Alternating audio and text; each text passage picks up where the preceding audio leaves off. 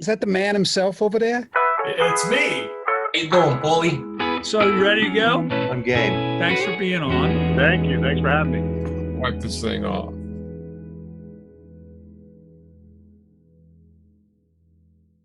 So Neal, how's your family? You guys good? We're good. Been playing lots of guitar. I know. Lots of your guitars. I think I have like I have no clue how many guitars I have here right now, but been getting really familiar with all of them and learning how to work on them, which has been interesting. I'm actually pretty good. I got a soldering iron. I got some PAFs. I'm throwing in some stuff. I'm throwing some of your pickups in, and I'm just trying to do whatever I can do to make the time pass. So we're good here too, but I've got questions for you I've never asked you. So are you up for it? Sure, let's go. Okay, so I want to know your earliest memory of falling in love with the guitar. When was it? How did it happen? I know about your dad, but if you could tell me that memory that you have of, this is for me. This is what I'm going to do.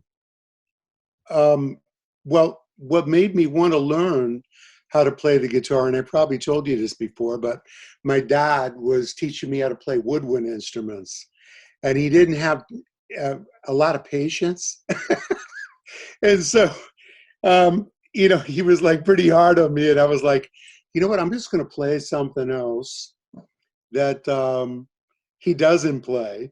And, the Beatles and the Dave Clark Five came on the radio, and I heard this jangly guitar, and I was like, that's it. That's what I want to do. And so it was the early sounds of the Beatles and the Dave Clark Five and the Stones and absolutely everything else that followed. I had a Stella, like a lot of people. Yeah. From Sears and Roebuck. Yeah. Which, and the action was about 2 inches off the fretboard. And so, terrible guitar, but it was good enough to learn how to play 3 chords that got me more interested in it. And then I had a cousin that lived down in San Juan Bautista, south from San Francisco here in Marin County. And he had a 355. He was in a Paul Revere and the Raiders cover band. And I used to go with my cousins. I had a lot of cousins down there. And we go to the roller ring on, the weekends, and he was playing in there. And so I asked him to show me a couple songs, and he showed me Louie Louie and Gloria. And then I was hooked. That's perfect. All right. So what is your favorite instrument other than the guitar? I'm going to say trumpet. I love jazz trumpet, like Miles. I love Miles Davis and any great horn players. I love sax, trumpet. For solo wise, I really like trumpet though. There's something about a trumpet, especially the way Miles played it. But very, very expressive instrument, and saxophone too. But there's so many great instruments, Paul. I mean, it all depends on who's playing it, right? If you got Herbie Hancock playing keyboards, then it's going to be keyboards. Yeah, and I like great singers too. Yeah, singers are amazing. This is a musical instrument. My mom was a singer, and I was brought up around total jazz, big band jazz. Even when we lived back in New Jersey before we moved west.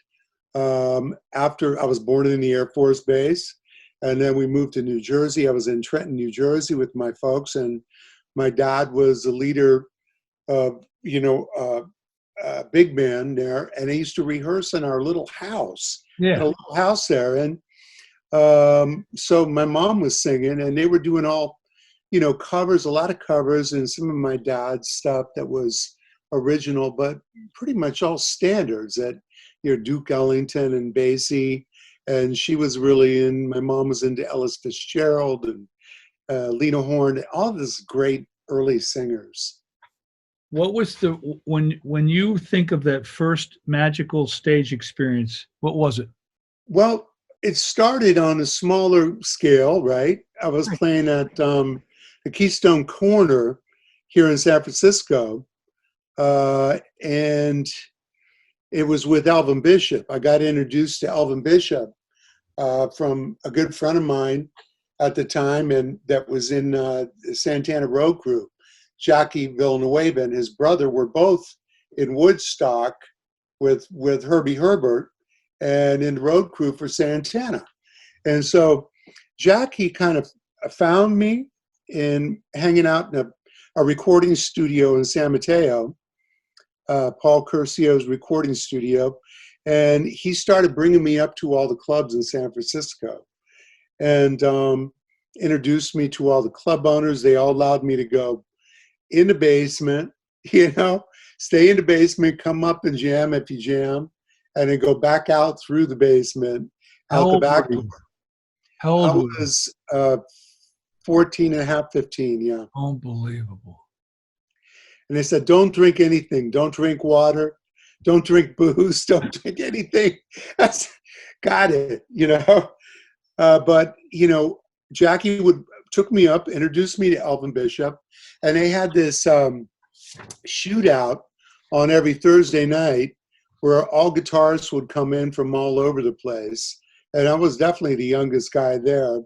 But Elvin kind of took me under his wing, and I kept winning the contest every year as being like the hot blues guitarist on the scene as a kid. And so when I won, everybody, after about a month of doing that, he says, I have a treat for you. And we're going to go to Fillmore West tonight. And I'm going to introduce you to B.B. King. And we're going to get on stage and play. And so I was just like, what? That was the first biggest concert that I played, was on stage with B.B. at the Fillmore West on Market Street. How did it go? How did it go? It went amazing. I met Bill Graham also that night. And Bill Graham was very, very cool. And BB was awesome. Like, he's always such a gentleman and gracious. And so, I had studied BB's stuff at this point and studied Albert King and really dug in deep and knew what his, mojo was pretty much: choice of notes, vibrato, stretching, and practice all that stuff for hours. And so when I had the opportunity to play with him on stage, I chose to be wise and sort of respect him and not try to trample, as I'd seen him do with other people before, and he didn't appreciate it. And so I was on the left side of the stage looking out at the audience. He was on the right side, and Elvin was in the middle, but he'd play a phrase and he'd go, "Ba-da-da," and then I'd look over and he'd look at me and I just kind of answered him. I played the same, whatever riff he played, much like I've seen Gary Moore, how he used to do with BB. I did that with him for quite some time that night, and he had a big smile on his face. And yeah, it was an amazing experience for me. I did that one night with Roy Buchanan. Every lick he played, I played back to him. I'm not sure he heard a note I played, but it was fun. It was fun. It was in a really nasty, little too loud a club, but I enjoyed it. It sounds like a wonderful experience. I never was in the Fillmore West or the East. It must have been magic in those rooms. You know what? I saw the greatest artists in there. The other Fillmore now is open in San Francisco, but they closed down the Fillmore West that was off Market Street years ago. And I saw early Aretha Franklin in there with Bernard Purdy, Chuck Rainey, Cornell Dupree in his rhythm section. And I think I was 12 and a half, Paul, when I snuck out of the house, the folks' house, and made it up there to go see her. And I swear it was my first experience where I was really turned on by the music, and I thought I had the flu because I had chills the whole night. And the hairs were standing up on my arms, and Great. I was like, man, I got to get out of here. I'm like, I'm probably like I have the flu and I got to get home. But You I didn't know saw, what the experience was. That's awesome. yeah, it was so young, I didn't know. But it was truly incredible. She was like so incredible, and the band was so good. And so, I've always been a big, big fan. All my roots are really in blues and R&B and jazz, but more so blues and R&B. And, I saw The Who there. I saw, one of the loudest concerts I've ever seen was The Who in the early days Yeah. there in Fillmore West. And then I started going to Winterland where Journey got its start. We played 1972, New Year's Eve of 72 at the Winterland in San Francisco. And I went, I saw Hendrix there, I saw Zeppelin there, I saw Stevie Wonder, opening for the Stones. While Mick Taylor was playing with the Stones at that time. And I was with Larry Graham at the time. I was playing with Larry Graham, and I went to check out Stevie. So I have one last question for you, and then you can ask me a question, all right? So I want to know what it was like in the basement the very, very first time you got to play with Carlos, the day you got invited over to jam with him in the basement.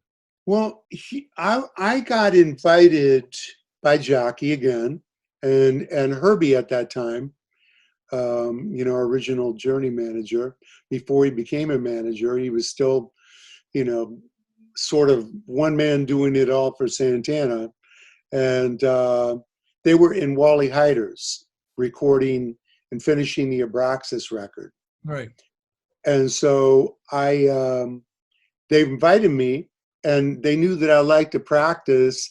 I just used to turn a twin like down onto the floor, right? And turn it all the way up and then put a pillow over the back. Right. And then I'd take a record player and I'd take whatever record I was dissecting at the time and trying to learn. And so they set me up in a room off to the side of the studio while they were working in there that I could just jam and get to know everybody a little bit. I knew Raleigh by then. But that I almost made it on the Abraxas record, believe it or not. Fred Katera was the producer, and they were doing the song that Greg wrote, Mother's, what's the name of it? I hope you're feeling good. Something Mother something off that record. I can't remember the title of it. And at the time, I think, Carlos was like so slamming on everything. And he was struggling with the one song for whatever reason, because it was a rock pop song, And so they asked me to step in the studio for a second. And I kind of I played a wah-wah solo, as I used to use a wah-wah as a filter, in those days. And everybody dug it, but Katera was like, you guys, we can't have Neal on this record. This is Carlos, And so that was the beginning, And then, after that, we spent many, many hours in playing in Wally Heider's. We rented a studio out down below. Right. And that's, the old story where Eric came in, and we were just in there jamming. I mean, in those days, not like today where everybody makes records in their house, or if they go into a studio, they go in very prepared and, go in to cut drums and bass and cut live with the whole band. But everybody's very prepared. In those days, you just kind of wander in. They'd book it out for 24/7 and for months. And you just walk in and jam. When you show up, and they keep the reel going and you just record everything. And we went back and we actually, there was No One to Depend On, and Batuka off the third Santana record was in the makings from those sessions that we were doing at Wally Heider's. Cool. So, do you have any questions for me, Neal? I've tried to ask. I have a lot. I have a lot of Go, questions. baby. The world doesn't know that you and I talk all the time, but now they know. All right, So, what's your most prized possession that's in your museum? maybe the guitars you gave me back. It's all tough. I was hoping you'd say that. Hang on a minute. Basically, you had the double neck, and you had one of the roller nut guitars like Carlos had, and you sat me down at NAMM, and you said, "I know what they're worth. I know what I can get for them, but I want them to be in your archives. I want them to be home." And I thought that was an unbelievably decent thing that you did, because they've been a part of the core of the archives. It's one of the very early Curly Maple guitars. We have it back. I mean, if you called me and said, "I got to have my guitar back," I'd ship it to you. If you said, "I have to have double neck," I'd ship it to you. I mean, it was always, I took them, but it was always maybe a loan, maybe not. I don't really know. All I know is a very decent thing to do. And some of those guitars that we made you were very cool. There's a few guitars in there that there's the Dragon mahogany one I played for 6 years in bands here in town is in there. The Dragon, the very first Dragon one is in there that I played for years. I don't know. It's debatably the Curly Maple one you put back in the archives, Neal. I mean, that would be. There was the reason I asked you that question, actually, I didn't think about it, but yesterday there was this whole debate about that double neck, because there was a reels, like a behind the music, I forget what the show was, that we were on the other night. And Jonathan was playing my double neck, which, I bought from you. Yeah. First double neck. And they were going on and on about it in my Instagram, Right. About what is that? What is that guitar? And everybody's like fighting. They're saying, I investigated and I don't see anything on that. So I had to get on there and say, no, this was the first one that Paul built. And I had, I bought it from him. And what happened was I didn't have enough money to pay John Ingram. So we gave him a double neck as pay for his work in the shop. What's not known about those guitars is those guitars don't have truss rods in them. The necks are full of graphite, so they don't bend. And nice. You bought it from John Ingram because John he had named it Big because it was big, and you lent it to Jonathan for years to play. Yeah, he played it on stage. Yeah. There's been a lot of talk about if you can't sing it, don't play it kind of conversations, which you're really good at. So it's like it's so funny. The hardest thing for everyone to do is to do that. Play a melody that you can sing, and I can do it like, in my sleep without even thinking about it. If somebody says to me, play the simplest, like they have to basically say to me, play the stupidest, simplest thing you can think of. And that's what I did on Who's Crying Now, because everybody got so frustrated with me trying to do like a trumpet solo in the song, And so I went out just kind of being, I thought I was being a smart ass at the time, and I was kind of fed up with everybody getting fed up with me that, it just wasn't coming out the way I wanted to hear it. And they said, just play the stupidest thing you can think of. Okay. And I went in, okay, here's something stupid. And I played it and they go, that's it. And I go, right? Yeah. Yeah. Yeah. Yep. There you go. That melody has reached itself into so many songs. I've heard jazz saxophonists play it. I've heard it like all over the place. It's so crazy. But, the melody is definitely where it's at. Les Paul was even, he was so funny as I jammed with him quite a bit when he was still here. And if I was on stage with somebody else that came on and they were, trying to show off, he'd be like, oh, yeah, I'll be humming that all day long. He could be very sarcastic. He was funny, man. Yeah. All right, Neal. Thanks. My best to you and your wife. See you. Thank you, Paul. Take care. Bye bye. Be safe, man.